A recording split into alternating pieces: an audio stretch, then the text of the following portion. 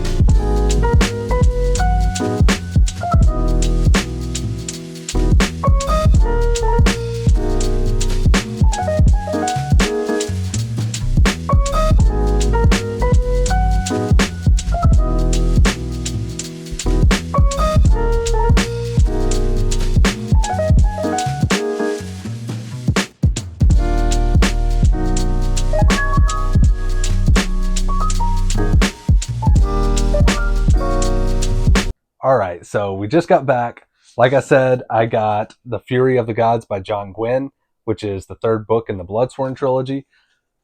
Last video I did for a book haul, a lot of you commented or reached out saying that you liked kind of how vague I was and that I didn't give a lot of spoilers.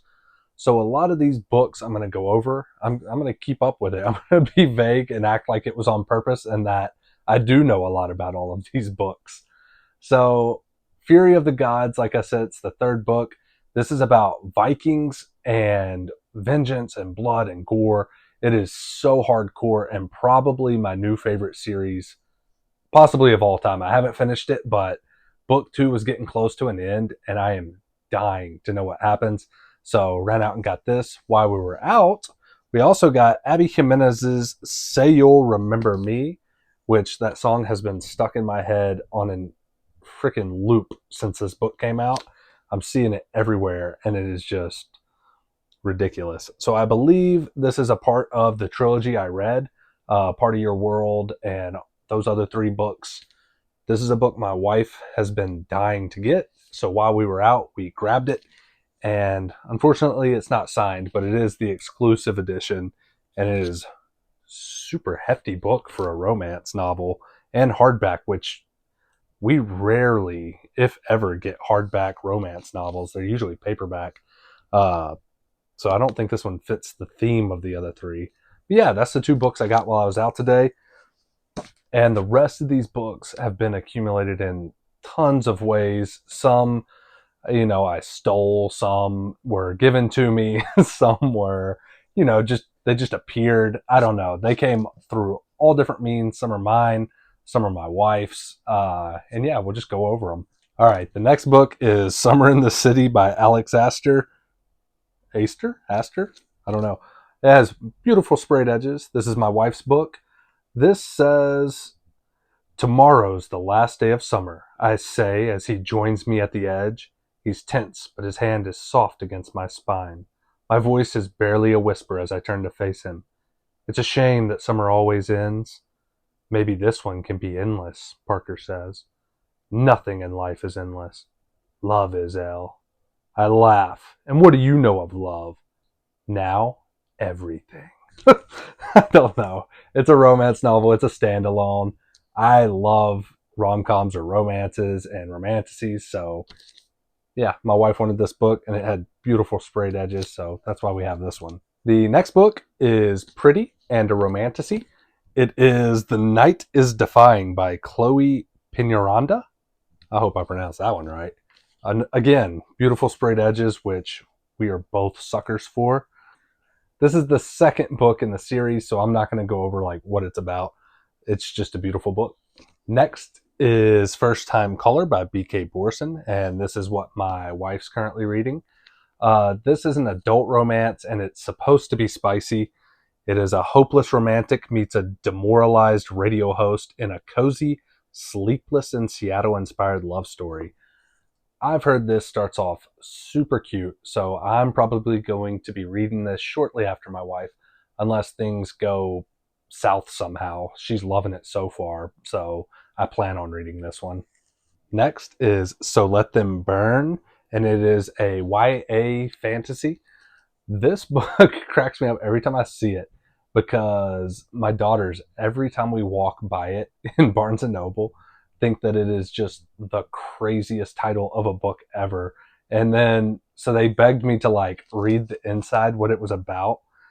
And I got to where, uh, basically this girl is wanting the world to burn. Like some bad stuff has happened to her. And I kind of shortened it for them. And I was like, so her saying, so let them burn is about her wanting dragons to like, you know, do that. And they both were just like, astonished and baffled and wanted this book in the house. So yeah, we got it. It sounds actually really good though. Next is I Got Abducted by Aliens and Now I'm Trapped in a Rom-Com by Kimberly Lemming. And as you can tell by the title, this is a rom-com. It's silly and it's supposed to be extremely spicy and hilarious. I'm all about books that are really both of those things, spicy and hilarious. So I'm excited about this book. Next is A Tempest of Tea by Hafsa Fazal. That's a mouthful. This is a beautiful book. This is about a lady who owns a cozy tea shop in the day, and at night it turns into a blood bank for vampires where she serves them all night. I don't know much about this, but I have heard nothing but phenomenal things, and it is, I love vampires, love cozy books, and I think this is like high, I don't think it's like cozy low stakes. I want to say this is more of like a detective type book, but I've been wanting it. Next is The Rose Bargain by Sasha Payton Smith. As you all know, this is high up on my TBR. This has fae, it has court politics, and basically this is about young ladies who need special skills or powers in order to be able to get the bachelor for the year. But in order to get certain powers, you have to give up things you love, whether it be, I don't know, I think it said on the back like it could be your finger or your secrets or whatever it is that's most important to you, and it'll in turn give you a trait that is like wanted, and then they try and win over. It's basically a fantasy bachelor bachelorette is what it sounds like, with fairies, of course. Next is Swordheart by T. Kingfisher. This is an adult romantasy, and it sounds freaking awesome. So this is about a widowed lady, and she comes by this enchanted sword that has this immortal warrior trapped inside of it. It's like a sentient being, and it is sworn to protect anyone that wields it. And when she wields it, it is very unlikely, but her and this sword or the warrior within the sword start to build a relationship. Dude, it sounds freaking good. I love books or stories that have sentient beings, whether it be One Dark Window or The Legend of Dritz.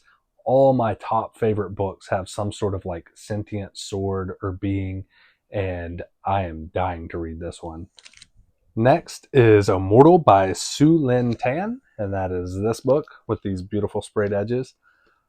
Me and my wife have both been on our like Asian inspired books lately, and this one sounded really good. The inside says it's a breathtaking standalone romantic fantasy with dangerous secrets, forbidden magic, passion, and a young ruler who fights to protect her kingdom. Yeah, and the inside is beautiful as well. So that's why we got that one. Next is Yumi and the Nightmare Painter by Brandon Sanderson. And this is not only a part of the Cosmere, but it's a part of all the standalones I've been reading. I read Tress. I read A Wizard's Guide to the one about the wizard. They were both really good. And then this one seems like it's more romance targeted than the others. I know it's adult fantasy, but it's about a young girl who has the power to summon spirits and a young man named the Painter who patrols dark streets, and both are facing the world alone until suddenly flung together. That's all I know about this. I love anything Brandon Sanderson writes, and I am trying to do all the standalones, so that's why we grabbed this one. Next is My Lucky Charm by Courtney Walsh. This is a clean sports romance, and it is grumpy sunshine. That's all I know about this one. My wife has read this one and enjoyed it, so I'll be reading it as well here soon, hopefully. Next is Garden the Garden by Z.S. Diamante.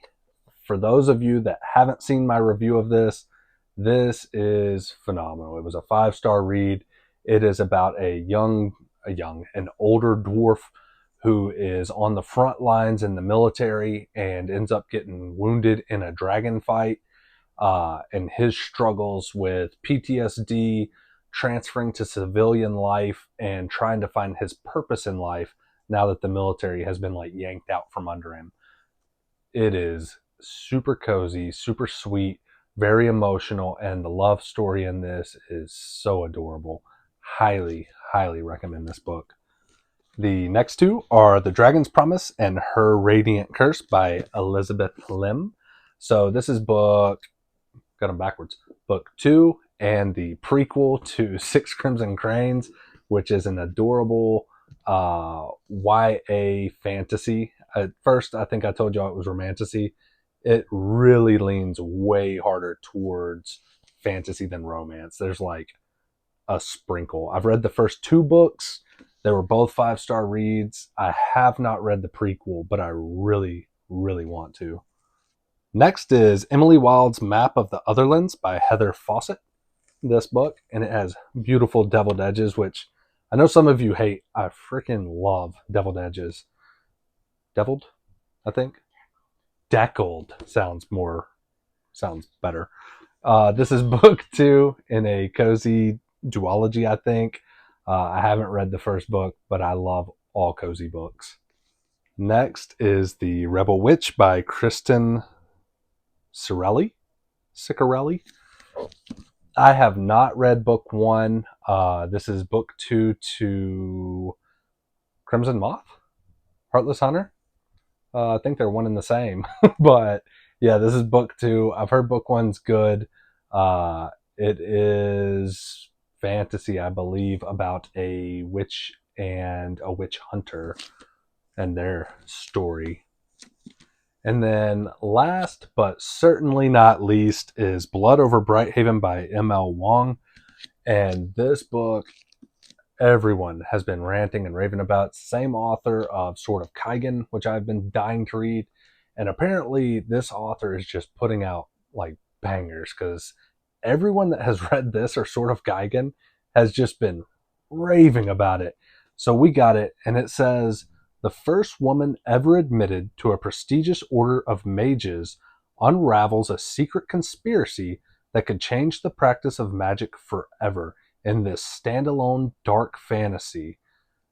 Dude, it sounds good, and you really don't get many books about a female mage, so I am dying to read this. I love academia, I love magic systems, and this book has some cool maps. Yeah, I'm super excited to read this one. That's the last book. I hope you all enjoyed this. If you did, make sure you like, comment, and subscribe. In the comments, write which one of these books you're most excited for me to read, and any future content you're wanting me to get around to. I have a couple ideas in the works, but I really would love to find out like exactly what y'all want to see. so that I can do more of that content. And yeah, that's pretty much it.